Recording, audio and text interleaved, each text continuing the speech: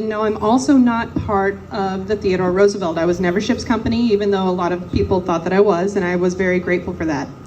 I am, however, a bit of an author of comedic variety, and my name is Robin Day, also known as the Fire Truck. I will tell you very quickly that the Fire Truck story came about because I almost got arrested the night of my Khaki ball that I crashed at a different command that I didn't belong to for almost stealing a fire truck while I was wearing my khakis and I was not getting paid yet. So that's the fire truck story. A chief's wife kept me from getting arrested, and that's that. Okay. I wrote a series of things called the Goatgram. And for tonight, under the gun, I was able to write what I call now Goatgram number 48, which is Khaki Ballz. We're going to start off a little serious, and then we're going to get into the fun. The first and foremost, I want to talk about the goatabulary, our goat vocabulary, the things that you all need to know as Chief Petty Officers. The first of which I would like to talk about spitting tar. Okay, we make everyone memorize this amazing limerick when asked, how long have you been in the Navy? And you start off with, oh, me bloomin' life. Me mother was a mermaid and me father was King Neptune. I was born on the crest of a wave and rocked in the cradle of the deep. Seaweed and barnacles be me clothes, and every tooth in me head is a marlin spike, every bone in me body a spar. And when I spits tar. I is hard. I is, I am, I are. Yes. I want to talk about the fact that every single line in that limerick is very important to Chief Petty Officer heritage. And one line in particular almost made me cry when I first heard it, and it was called spit tar. When I spits tar. Now what that really means, and what I expect when I tell you what that really means, is for you to take this knowledge and share it, because on the back page of your chief eval, you are graded on your sense of heritage. And it only takes one generation of us not telling these stories and not keeping this alive for us to lose it forever. So I charge you all tonight with this. When you spit tar. And this is what it means. Back in the days of sail, when people had to caulk the deck, they used hot pitch and tar. And that was called paying the devil. And when they paid the devil, that was how they made the ship watertight and ready for sail. So, today, in today's Navy, we use tar on our flight deck. And it makes the ship mission ready and able to do the job that it is meant to do. So when I spits tar. That literally means that as a Chief Petty Officer, by my sheer gutturability, by my sheer force of will, I bring forth the thing that makes this ship watertight and seaworthy and ready for the mission. No one asks me to do it. Nobody knows how I get it done, but I just get it done. I spit tar. I fill those gaps. I make the ship work. So when you spit tar. No one should have to ask you to step up and do the thing that needs to get done. Just do it. That's what it means to spit tar. Thank you. Next, I'm going to talk about a word that was sundown quite some time, the word slug. When asked, modern chiefs will probably say that it means a selected leader under guidance. Well, we use that particular acronym for an even better reason. Back in the days of sail, yet again, when anchor chain was being made, huge chunks of metal were heated to extremely high temperatures and put under crazy pressure. And they were beaten and molded and beaten and molded until eventually they became what's known as anchor chain. And that piece of metal, until it was actually fused into an anchor chain, was called a slug.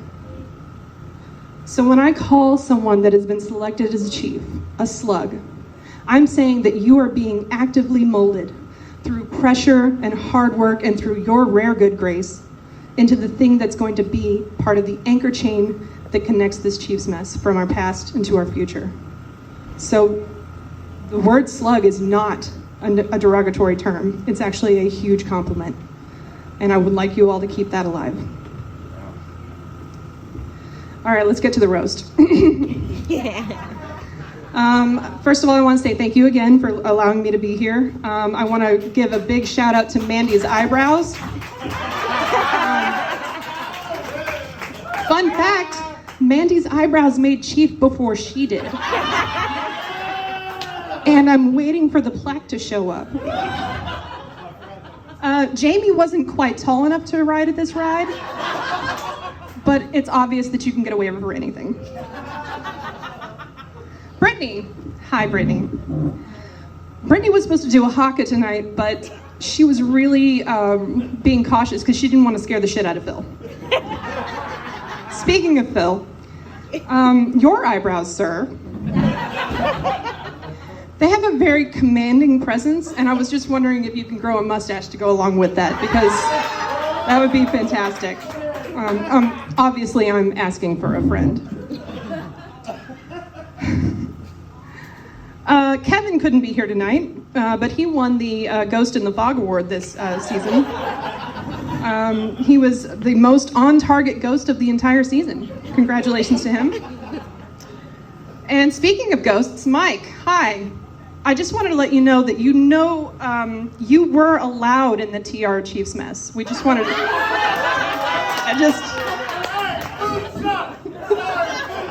Hey, he was there like 3 times. 4 times. 4. This many. SJ.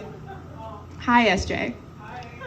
SJ was great because she's got more stories in the Bible, and that takes a lot.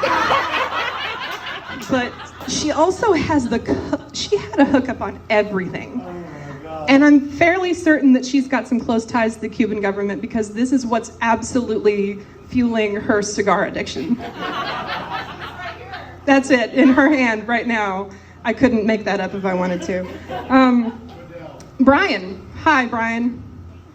So Brian's amazing because he brings an energy and a life to everything that he does, but he doesn't like being center stage, obviously. I would say that Brian missed his calling as the hype man for a motivational speaker. Not necessarily the motivational speaker, but definitely a great hype man. Zach, hi. I just want to say you did a great job reading the Creed earlier. You didn't sound drunk at all. I'm telling you. So cold. Take your drunk home. And Dan. Hi, Dan. Speaking of mustaches earlier, if you grew a mustache, you could be Groucho Marx tonight.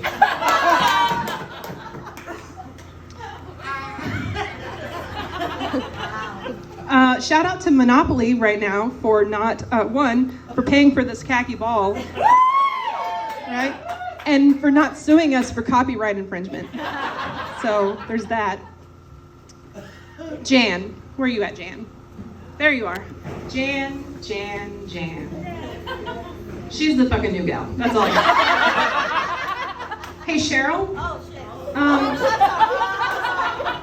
Cheryl, I think you've got a great commanding presence. I think you could be Veronica's little sister today.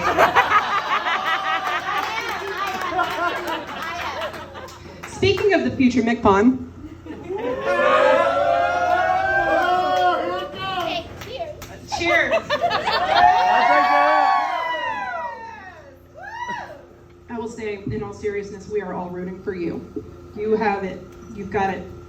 Keep it up. You have to. But I also got to know, how in the absolute fuck did you deal with those dorks? And I'm not talking about the slugs. I am talking about Jerry and his crazy fucking legs. And Mike and his caricature, cartoon-like attitude towards everything. Wow. My hat's off to you, man. And finally, as all goat grams come to an end, I will say, I know why the CMC drink. Okay, I'm going to say it again.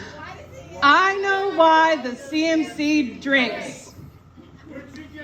Because she writes dope-ass toasts so that we can all keep up with her. Thank you, guys.